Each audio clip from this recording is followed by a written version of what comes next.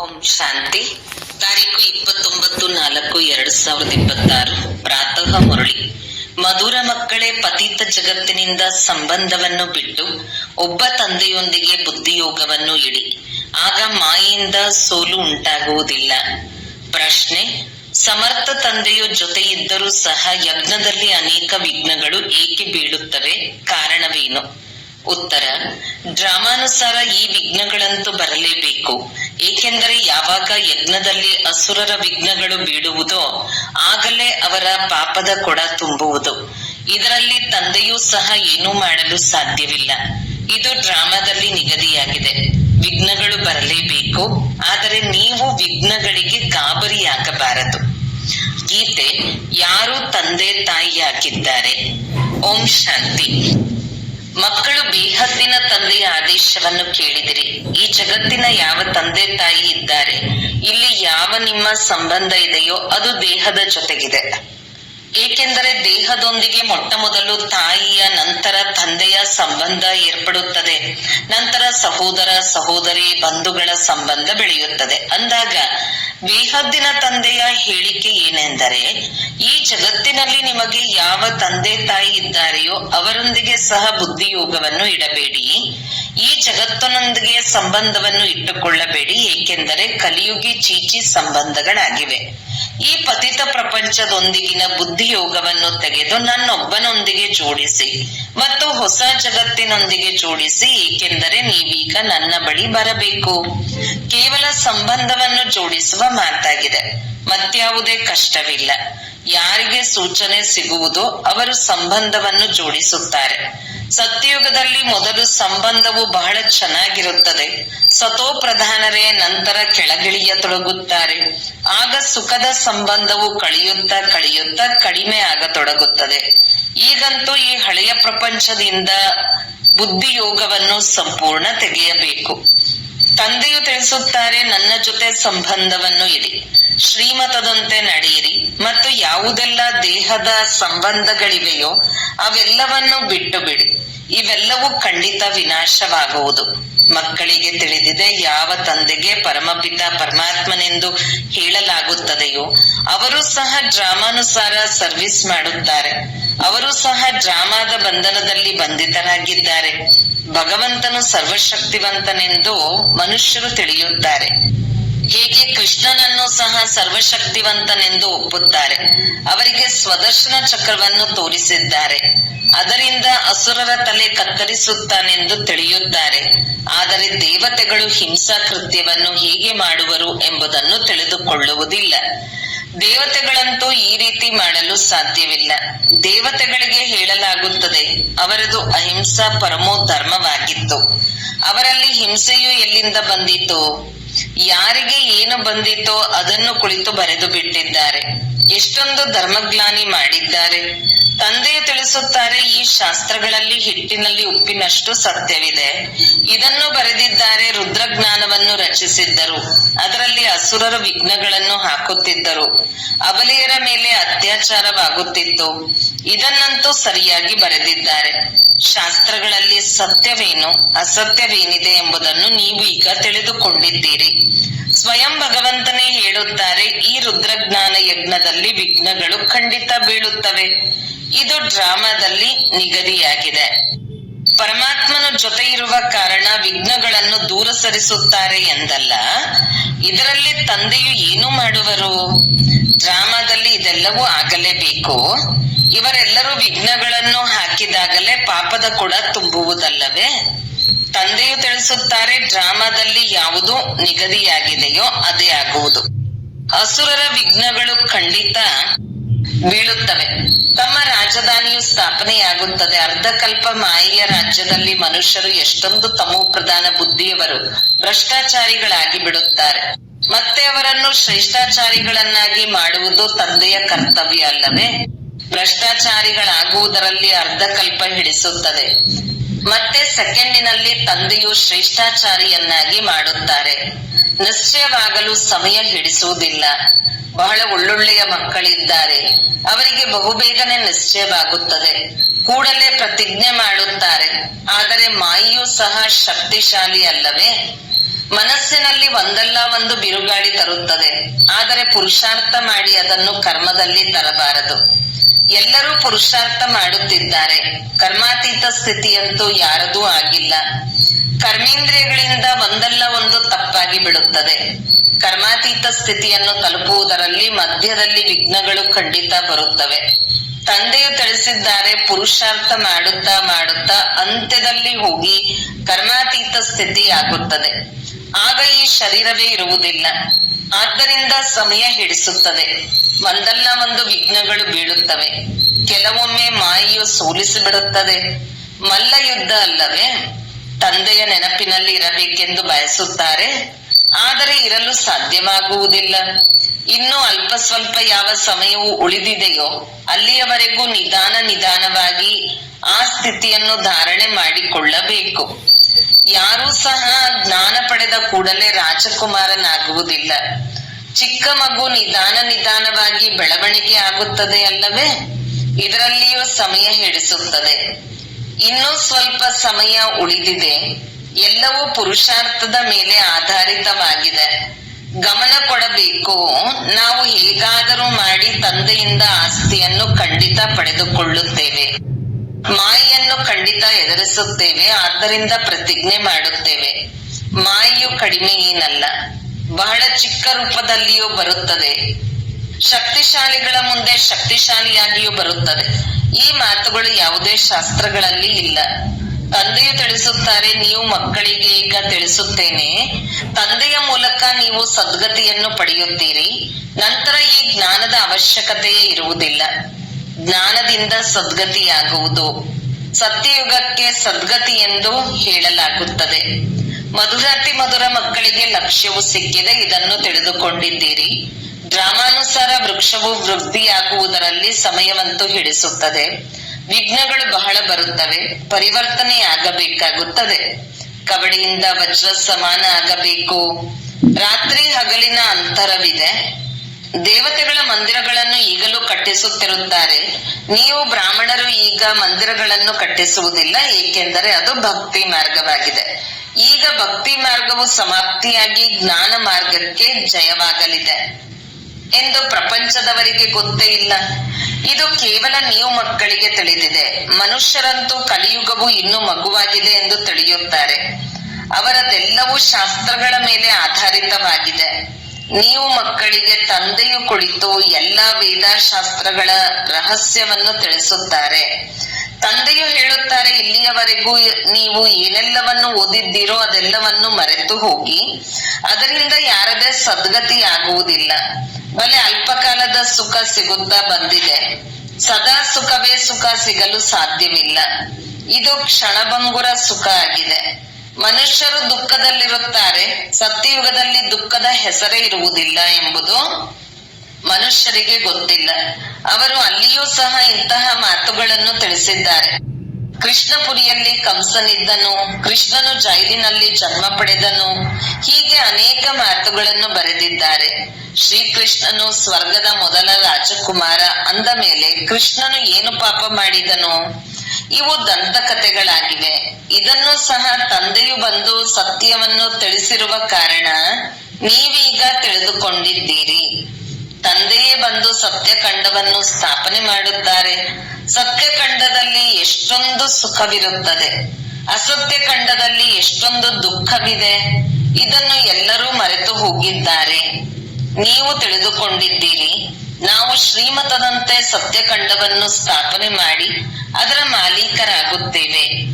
ತಂದೆಯು ತಿಳಿಸುತ್ತಾರೆ, ಹೀಗೆ ಶ್ರೀಮತದ ಅನುಸಾರ ನಡೆಯುವುದರಿಂದ ನೀವು ಶ್ರೇಷ್ಠ ಪದವಿಯನ್ನು ಪಡೆಯುತ್ತೀರಿ.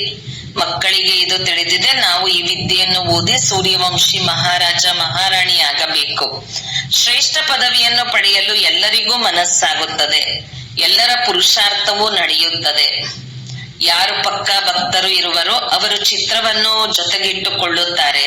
ಅದರಿಂದ ಪದೇ ಪದೇ ಅವರ ನೆನಪು ಬರುತ್ತಿರುವುದು. ಹಾಗೆಯೇ ತಂದೆಯೂ ಸಹ ಹೇಳುತ್ತಾರೆ, ತ್ರಿಮೂರ್ತಿಯ ಚಿತ್ರವನ್ನು ಜೊತೆಯಲ್ಲಿಟ್ಟುಕೊಳ್ಳಿ, ಆಗ ಪದೇ ಪದೇ ನೆನಪು ಬರುವುದು. ತಂದೆಯನ್ನು ನೆನಪು ಮಾಡುವುದರಿಂದ ನಾವು ಸೂರ್ಯವಂಶಿ ಮನೆತನದಲ್ಲಿ ಬರುತ್ತೇವೆ ಎಂದು. ಕೋಣೆಯಲ್ಲಿ ತ್ರಿಮೂರ್ತಿ ಚಿತ್ರವನ್ನು ಹಾಕಿರಿ. ಆಗ ಅದರ ಕಡೆ ಪದೇ ಪದೇ ದೃಷ್ಟಿ ಹೋಗುವುದು. ತಂದೆಯ ಮೂಲಕ ನಾವು ಈ ಸೂರ್ಯವಂಶಿ ಮನೆತನದಲ್ಲಿ ಬರುತ್ತೇವೆ. ಮುಂಜಾನೆ ಏಳುತ್ತಿದ್ದಂತೆಯೇ ದೃಷ್ಟಿಯು ಅದರ ಕಡೆ ಹೋಗುವುದು. ಇದು ಸಹ ಪುರುಷಾರ್ಥ ಆಗಿದೆ. ತಂದೆಯು ಸಲಹೆ ನೀಡುತ್ತಾರೆ, ಒಳ್ಳೊಳ್ಳೆಯ ಭಕ್ತರು ಬಹಳ ಪುರುಷಾರ್ಥ ಮಾಡುತ್ತಾರೆ. ಕಣ್ಣು ತೆರೆಯುತ್ತಿದ್ದಂತೆಯೇ ಕೃಷ್ಣನ ನೆನಪು ಬರಲಿ ಎಂದು ಕೃಷ್ಣನ ಚಿತ್ರವನ್ನು ಮುಂದಿಟ್ಟುಕೊಳ್ಳುತ್ತಾರೆ. ನಿಮಗೋಸ್ಕರವಂತೂ ಇನ್ನೂ ಸಹಜವಾಗಿದೆ. ಒಂದು ವೇಳೆ ಸಹಜವಾಗಿ ನೆನಪು ಬರುವುದಿಲ್ಲ, ಮಾಯೆಯು ಸತಾಯಿಸುತ್ತದೆ ಎಂದರೆ ಈ ಸಮಯದಲ್ಲಿ ಈ ಚಿತ್ರಗಳ ಸಹಯೋಗ ನೀಡುತ್ತವೆ. ಶಿವತಂದೆಯು ನಮ್ಮನ್ನು ಬ್ರಹ್ಮರವರ ಮೂಲಕ ವಿಷ್ಣುಪುರಿಯ ಮಾಲೀಕರನ್ನಾಗಿ ಮಾಡುತ್ತಾರೆ. ನಾವು ತಂದೆಯಿಂದ ವಿಶ್ವದ ಮಾಲೀಕರಾಗುತ್ತಿದ್ದೇವೆ. ಈ ಸ್ಮರಣೆಯಿಂದ ಇರುವುದರಿಂದಲೂ ಬಹಳ ಸಹಯೋಗ ಸಿಗುವುದು. ಬಾಬಾ ಪದೇ ಪದೇ ನೆನಪು ಮರೆತು ಹೋಗುತ್ತದೆ ಎಂದು ಹೇಳುವ ಮಕ್ಕಳಿಗೆ ತಂದೆಯು ಸಲಹೆ ನೀಡುತ್ತಾರೆ, ಚಿತ್ರವನ್ನು ಸಮ್ಮುಖದಲ್ಲಿಟ್ಟುಕೊಳ್ಳಿ. ಆಗ ತಂದೆ ಹಾಗೂ ಆಸ್ತಿಯ ನೆನಪು ಬರುವುದು. ಆದರೆ ಬ್ರಹ್ಮರವರನ್ನು ನೆನಪು ಮಾಡಬಾರದು. ನಿಶ್ಚಿತಾರ್ಥವಾದಾಗ ದಲ್ಲಾಳಿಯ ನೆನಪು ಬರುತ್ತದೆಯೇ? ನೀವು ತಂದೆಯನ್ನು ನೆನಪು ಮಾಡಿ, ಆಗ ತಂದೆಯೂ ಸಹ ನಿಮ್ಮನ್ನು ನೆನಪು ಮಾಡುವರು. ನೆನಪಿನಿಂದಲೇ ನೆನಪು ಸಿಗುತ್ತದೆ. ಈಗ ಪ್ರಿಯತಮನ ಬಗ್ಗೆ ನಿಮಗೆ ತಿಳಿದಿದೆ. ಶಿವನಿಗೆ ಎಷ್ಟೊಂದು ಮಂದಿ ಭಕ್ತರಿರುತ್ತಾರೆ. ಶಿವ ಶಿವ ಎಂದು ಹೇಳುತ್ತಿರುತ್ತಾರೆ. ಆದರೆ ಅದು ತಪ್ಪಾಗಿದೆ. ಶಿವಕಾಶಿ ವಿಶ್ವನಾಥ ಎಂದು ಹೇಳಿ ಮತ್ತೆ ಗಂಗೆ ಎಂದು ಹೇಳಿಬಿಡುತ್ತಾರೆ. ನದಿಯ ತೀರದಲ್ಲಿ ಹೋಗಿ ಕುಳಿತುಕೊಳ್ಳುತ್ತಾರೆ. ಜ್ಞಾನ ಸಾಗರನು ತಂದೆಯಾಗಿದ್ದಾರೆ ಎಂಬುದನ್ನು ತಿಳಿದುಕೊಳ್ಳುವುದಿಲ್ಲ. ಕಾಶಿಯನ್ನು ನೋಡುವುದಕ್ಕಾಗಿ ಎಷ್ಟೊಂದು ಮಂದಿ ವಿದೇಶಿಯರು ಹೋಗುತ್ತಾರೆ. ದೊಡ್ಡ ದೊಡ್ಡ ಕಲ್ಯಾಣಿಗಳಿವೆ. ಆದರೂ ಸಹ ತಂದೆಯ ಮಂದಿರವು ಎಲ್ಲವನ್ನೂ ಸೆಳೆಯುತ್ತದೆ. ಶಿವ ತಂದೆಯು ಸೆಳೆಯುತ್ತಾರೆ. ನಂಬರ್ 1 ಶಿವ ತಂದೆಯಾಗಿದ್ದಾರೆ. ನಂತರ ಬ್ರಹ್ಮ ಸರಸ್ವತಿ, ಸೋ ವಿಷ್ಣು, ವಿಷ್ಣು ಸೋ ಬ್ರಹ್ಮ. ಬ್ರಾಹ್ಮಣರಿಂದ ವಿಷ್ಣುಪುರಿಯ ದೇವತೆಗಳು, ವಿಷ್ಣುಪುರಿಯ ದೇವತೆಗಳಿಂದ ಮತ್ತೆ ಬ್ರಾಹ್ಮಣರು. ಈಗ ನಿಮ್ಮದು ಇದೇ ವ್ಯವಹಾರವಾಯಿತು. ನಾವೇ ದೇವತೆಗಳಾಗುತ್ತಿದ್ದೇವೆ ಅಂದ ಮೇಲೆ ಅನ್ಯರಿಗೂ ಮಾರ್ಗವನ್ನು ತಿಳಿಸಬೇಕು. ಮತ್ತೆಲ್ಲರೂ ಕಾಡಿಗೆ ಕರೆದುಕೊಂಡು ಹೋಗುವವರಾಗಿದ್ದಾರೆ. ನೀವೆಲ್ಲರೂ ಕಾಡಿನಿಂದ ಉದ್ಯಾನವನಕ್ಕೆ ಕರೆದುಕೊಂಡು ಹೋಗುತ್ತೀರಿ. ಶಿವತಂದೆಯು ಬಂದು ಮುಳ್ಳುಗಳನ್ನು ಹೂಗಳನ್ನಾಗಿ ಮಾಡುತ್ತಾರೆ. ನೀವು ಸಹ ಇದೇ ಕಾರ್ಯವನ್ನು ಮಾಡುತ್ತೀರಿ. ಈ ಮಾತುಗಳನ್ನು ನೀವೇ ತಿಳಿದುಕೊಂಡಿದ್ದೀರಿ. ಈಗಂತೂ ಅವರಿಗೆ ತಿಳಿಸಿಕೊಡಲು ಯಾವುದೇ ರಾಜಾರಾಣಿ ಇಲ್ಲ. ಪಾಂಡವರಿಗೆ 3 ಹೆಜ್ಜೆಗಳಷ್ಟು ಭೂಮಿಯೂ ಸಿಗುತ್ತಿರಲಿಲ್ಲ. ತಂದೆಯು ಸಮರ್ಥನಾಗಿದ್ದರು, ಆದ್ದರಿಂದ ಅವರಿಗೆ ವಿಶ್ವದ ರಾಜ್ಯಭಾಗ್ಯವನ್ನು ಕೊಟ್ಟರೆಂದು ಗಾಯನವಿದೆ. ಈಗಲೂ ಅದೇ ಪಾತ್ರವು ನಡೆಯುತ್ತಿದೆ ಅಲ್ಲವೇ? ತಂದೆಯು ಗುಪ್ತವಾಗಿದ್ದಾರೆ. ಕೃಷ್ಣನಿಗಂತೂ ಯಾವುದೇ ವಿಘ್ನ ಬೀಳಲು ಸಾಧ್ಯವಿಲ್ಲ. ಈಗ ತಂದೆಯು ಬಂದಿದ್ದಾರೆ. ತಂದೆಯಿಂದ ಆಸ್ತಿಯನ್ನು ಪಡೆದುಕೊಳ್ಳಬೇಕು. ಇದಕ್ಕಾಗಿ ಪರಿಶ್ರಮ ಪಡಬೇಕು. ದಿನ ಪ್ರತಿದಿನ ಒಳ್ಳೊಳ್ಳೆಯ ವಿಚಾರಗಳು ಸಿಗುತ್ತಿರುತ್ತವೆ. ತಿಳಿಸುವುದರಿಂದಲೇ ಬಹಳ ಪ್ರಭಾವ ಬೀರುತ್ತದೆ. ಪ್ರದರ್ಶನಿಯು ಒಳ್ಳೆಯದೋ ಅಥವಾ ಪ್ರೊಜೆಕ್ಟರ್ ಒಳ್ಳೆಯುವುದೋ? ಬುದ್ಧಿಗೆ ಕೆಲಸ ಕೊಡಬೇಕು. ಪ್ರದರ್ಶನಿಯಿಂದ ಚೆನ್ನಾಗಿ ಸೇವೆಯಾಗುತ್ತದೆ. ಪ್ರದರ್ಶನಿಯಲ್ಲಿ ತಿಳಿಸುವಾಗ ಮುಖಪುಟವನ್ನು ನೋಡಿ ತಿಳಿಸಲಾಗುತ್ತದೆ. ಗೀತೆಯ ಭಗವಂತನು ತಂದೆಯಾಗಿದ್ದಾರೆ ಎಂಬುದನ್ನು ತಿಳಿದುಕೊಂಡಿದ್ದೀರಿ. ಅಂದ ಮೇಲೆ ತಂದೆಯಿಂದ ಆಸ್ತಿಯನ್ನು ಪಡೆದುಕೊಳ್ಳುವುದು ಪುರುಷಾರ್ಥ ಮಾಡಬೇಕು. 7 ದಿನ ಸಮಯ ಕೊಡಬೇಕು. ಬರೆದು ಕೊಡಿ, ಇಲ್ಲದಿದ್ದರೆ ಹೊರಗೆ ಹೋಗುತ್ತಿದ್ದಂತೆಯೇ ಮಾಯೆಯು ಮರೆಸಿಬಿಡುತ್ತದೆ. ನಿಮ್ಮ ಬುದ್ಧಿಯಲ್ಲಿ ಬಂದು ಬಿಟ್ಟಿತು, ನಾವು 84 ಜನ್ಮಗಳ ಚಕ್ರವನ್ನು ಸುತ್ತಿದ್ದೇವೆ. ಈಗ ಹೋಗಬೇಕು. ತಮೋ ಪ್ರಧಾನರಿಂದ ಸತೋ ಪ್ರಧಾನರಾಗಬೇಕು. ಈ ಚಿತ್ರವಂತೂ ಜೊತೆಯಲ್ಲಿಯೇ ಇರಬೇಕು. ಬಹಳ ಚೆನ್ನಾಗಿದೆ.